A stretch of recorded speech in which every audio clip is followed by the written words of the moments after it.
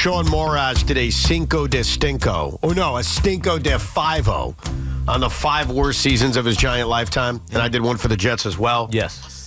And I want to expand on that list, Sean, because I'm trying to remember, what did you have as number 1 in your lifetime as the worst season in the history of the New York Giants? It is undoubtedly year 2 of Ben McAdoo, 2017. Team had Super Bowl aspirations, and they fell flat on their face, and guys were quitting the team. Okay. Right. I think that, by the way, that is absolutely towards the top of the list. But I think what you need to do now is expand it to include not just a bad Giants season, which 2017 was, or this Giants season, but making it worse by teams and players you may not like having great success. The Philadelphia Eagles and the Washington Commanders being in the NFC Championship game, and I understand that Sean even said he doesn't hate the Commanders yet. That's fine.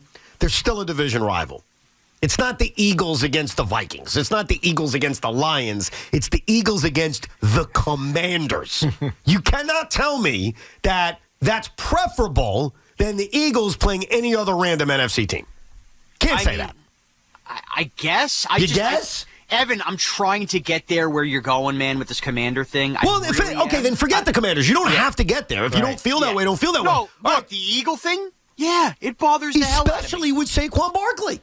Well, I wouldn't say especially. Of course, you're fighting. Sean, you're fighting people on Twitter every day about the Saquon signing. Well, you can't say he's trolling people on Twitter about the Saquon signing. Tiki's right. He's trolling them. He doesn't necessarily care because let's be real. Everybody was okay with Saquon not re-signing with the New York Giants. Yes. The issue was that he went to our arch rival and he still had football left in him, and we knew he was going to torture us. Yes. Not this badly, but we knew he was going to torture us for the next 3 or 4 or 5 viable years that he had left. And I don't think anybody foresaw Saquon having the greatest running back season of any running back in history. That's what I'm saying. And so, credit to him. No, credit to him, but as a fan, that doesn't sting you just a little bit? No, it doesn't. May not sting you. It definitely stings him. Well, no. I'm going to give you a twist. Be honest for a change. Otherwise, we're just going to ask fake Sean. He'll give us the truth. Listen, let's just hear me out. Yes. Does it sting? Yeah, if the Eagles ultimately win the Super Bowl, I think that stings more. That stings more. Yeah. You know what it's oddly given me right now? Because I expected the Eagles to be really good. Right. It's oddly given me more rooting interest every week that goes on. Like, I sit down every week and I root against the Philadelphia Eagles and they piss me off. So as much as I'm pissed off, I have interest I otherwise wouldn't have if this was Lions 49ers this weekend. So I'm not saying I want this, but I'm also saying, there's a part of me that's like, all right, there's something I'm rooting at least against every week. Right, and I think he's right about the Commanders. It's almost hard because they were so irrelevant for so long to think about them as there's not hate. It's not built up hate for the Commanders. It's just kind of like, well, that happened really quickly. Right. It's almost bewilderment. Right. Than it is I dislike them. If the Eagles win the Super Bowl and Saquon Barkley is the Super Bowl MVP, becoming the first running back to win a Super Bowl MVP since Terrell Davis. Yeah. So it's been a while. And by the way, I think if they get to the Super Bowl and the Eagles win, that will be necessary. I kind of agree with you right now. In fact, I'm curious what the Vegas odds will even say on that. Like, he'll probably be the favorite. Usually it's the quarterback. They won't do that now, will they? With the 4 teams, they won't do Super Bowl MVP odds now. They will. I think I saw it like earlier this week. I'll have to find it in my email. But I thought I saw some like odds on Super Bowl MVP. So I guess you could make that bet. And you're right. Like, I think his importance. If you think the Eagles are going to get to the Super Bowl, bet it now. Bet it right now. No, you're right. 100%. But if he wins the Super Bowl MVP and along the way breaks John Riggins' record for most rushing yards in a postseason run, will this become the worst season in the history of the New York Football Giants? Considering what happened to the team, considering rivals are doing well, considering a guy, yes, you may have liked and you may have been okay with him leaving, but he now goes to a division rival, makes NFL history and wins a championship. Would this enhance this season as the worst if all of that other stuff happens? And they knock off the Chiefs, so they're the ones to knock off the dynasty. I think we're splitting hairs a little bit. I think there's 2 different things at play here. Is it the worst season in the history of the New York Giants? I don't think this changes the way I felt in 2017. Is this the worst season to experience as a Giants fan? Like, I know that's kind of like weird, but it's the same thing. That's exactly It's not because one, we're talking about from an organizational point of view. No, I'm talking about as a fan. Forget the organization. Because look. If Saquon wins the MVP and you're the team I and many Giants fans, depending on your age, hate the most, also wins the Super Bowl in a year, we had 3 wins and didn't even get ourselves the top pick as a result. Throw that all in one big pot of jambalaya of suctitude. Yeah, it probably would be the most miserable season a Giants fan could experience. Yes. Definitely. Okay, so you agree with me. That's all. Now, that being said, that's all I was asking. Eagle fan heartbreak this round they're in the Super Bowl helps ease the pain of this season because 100%. They got close and they didn't taste it. 100%. 100%. I know, I agree with that. And remember this, because 2017 is a great example, not only because of the disappointment of the season, but let's not forget that the Eagles not only won a Super Bowl, which is bad enough if you're a Giant fan. It was the first time you saw them do that. But they beat the team that you got to say you were the only team to beat in the Patriots, or player to beat in Brady and Belichick, which I know bothered you, Sean. So that's why 17 is very tough to match in terms of that being the worst season ever. Remember, wasn't that the Eagle season was 2018, I believe. Oh, was it? What was 16 was Atlanta against the Patriots, remember, and 17 was the Eagles. It was Eagles Patriots, because then 18 was the Patriots against the Rams. No, I was right. Don't correct me. Are you sure about that? I'm like 1,000% now. I just did my Super Bowls in a row. All right, well, then you just answered the question the other way. Yeah, the 2018 Super Bowl, but it was a 2017 season. Yeah, I was talking about season. 17 season was the same year that was the same year. You don't even remember that? Well, that just shows you then your question's debunk. It doesn't add to it because I only worry about what happened to the Giants then. I don't even look back at that and put 2 and 2 together with the McAdoo year being the year the Eagles won. You don't associate it together. Yeah, so then my answer would be, how could I associate these two together as time goes on?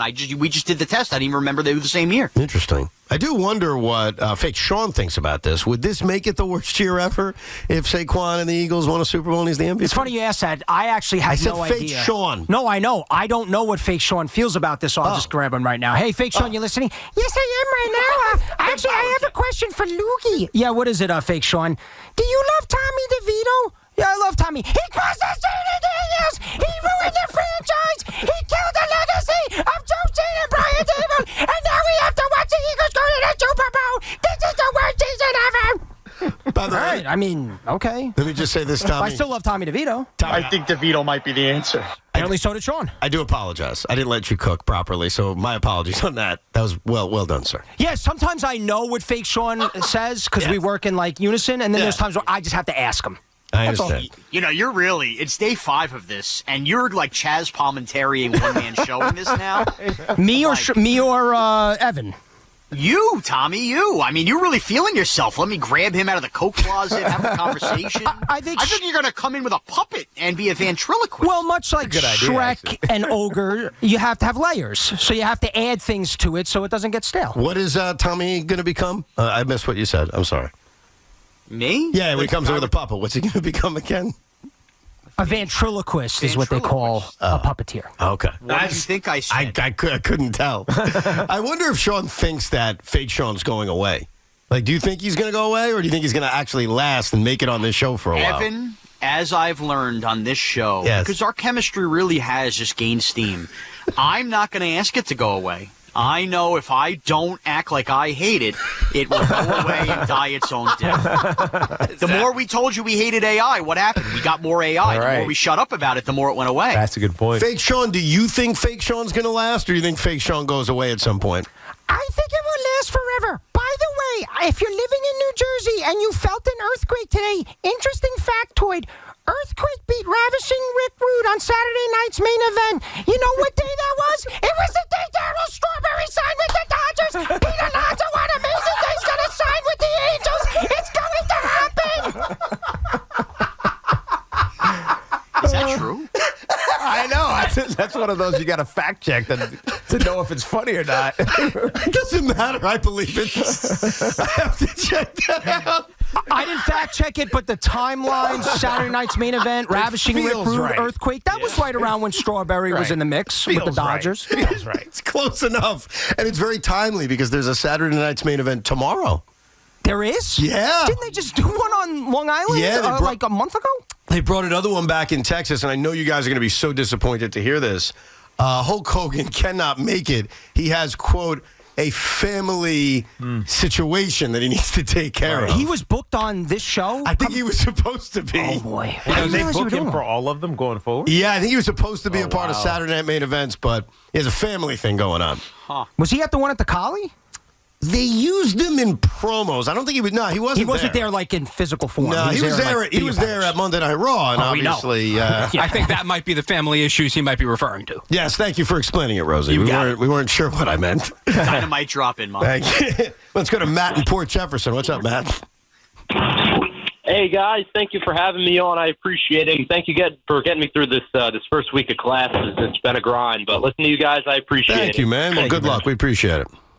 Yeah, I was listening a little while ago. I know you guys went to some Alonso and Giants stuff. I was listening about the Pete Carroll hiring for Las Vegas. And Evan, I'm with you. It's frustrating, but the big thing I think is if Leon Hess was the owner still, I think Carroll would have come back. I know you mentioned a difference in ownership between Woody and Mark Davis in Vegas. I think it's a huge difference for Pete Carroll. I think if Hess was here, he was a self-made guy. He built up his company from the ground up. And then you look at Woody Johnson, who's born into wealth, right? He didn't really have to work to build up Johnson & Johnson. It was already this huge pharmaceutical company. So he's already born into it. And I think him buying the Jets was more of a way for him, not so much as a big purchase. It was more for him to get away from the company and his name to be his own identity. Right. Not only just Woody Johnson associated with Johnson & Johnson, but Woody Johnson, I'm also the owner of the Jets.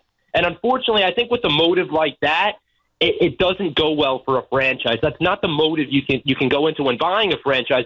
And in my opinion, that's why the Jets have caused me to have so many bad days, bad weeks. I'm 21 years old, and they haven't been to the playoffs since when? That was like 7? You know what's funny, Matt? I feel actually worse for you. 14 years. Yeah, 7. Because at least, it's funny, like, I think about the different generations of Jet fans. You got the older generation, the Beningos, who got to the Super Bowl, won a Super Bowl, and they've experienced everything since, which has been mostly bad. Then you got guys like me that have had some good stuff, but we've won nothing. And then you got a guy like our last caller. He's 21 years old. He hasn't even seen the playoffs. No, and last time he did, he probably barely remembered. Exactly. You don't remember it. You know, at least, not that I'm bragging about what I've seen as a Jet fan, because it's certainly not great, but I grew up and I saw them get to an AFC title game in 98, get to the playoffs in 01, 02, 04, 06, 9, and 10. Like, they actually had some decent run in them. And if you're that much younger, you've got nothing. I think the key with ownership, because let's use James Dolan as an example. James Dolan, I hate to say like the whole born into money thing, but James Dolan is now all of a sudden a decent owner. Mm-hmm. And what he did was he realized, get out of the way. Well, you hire good people and get out of the way. I think it's more of that first. Yes. Yeah, that part's pretty important. Hire the competent executives that know what they're doing, that have a coherent plan that you can hear and trust and say, okay, I don't need to. This plan is right. Right. I don't need to get involved and then watch it come to fruition. That's what a good owner seemingly does. Absolutely, and I think that's what Woody's missing. That he's gotten too involved. Part of that might be that he doesn't trust the plan. Well, but then it goes back to number one, which is hiring the right people. I 100% agree with that. It's the circle of hell, basically. Of course it is. If you don't hire the right people and you don't trust them, then you get involved. Yeah. And if you get involved, bad stuff happens. And I think he was you couldn't have told me at the beginning of the Joe Douglas and then not too soon after Robert Saleh era that it was the wrong thing. I would have thought it's the right thing. Joe Douglas had the background. He had the history and the experience. Yeah. And early on, it was like, dude, this dude's making some shrewd moves, right? Getting rid of, what's his name, Adams, before he became a pain in the butt. Like, it looked like he was the right hire. Right. And then Robert Saleh and their staff just couldn't figure out the offense. Yeah, couldn't figure out. The defense was great. The quarterback. Well, yeah, the quarterback. That's what did him in. Yeah. It did him in. Well, when you miss on a quarterback, it's a half a decade. It sets you back. Speaking of quarterbacks, Pat Mahomes is very good. He's going to play football this weekend, and there is a notion that he and the Kansas City Chiefs get every single call. Well, guess what? I did a deep dive, and we will give you the facts on if it's true or if it's a fantasy, plus more of your phone calls from Met fans, angry Raider fans I've offended, Giant fans who want to chime in if this is the worst season ever. We talk to you throughout the day. 888-808-1019.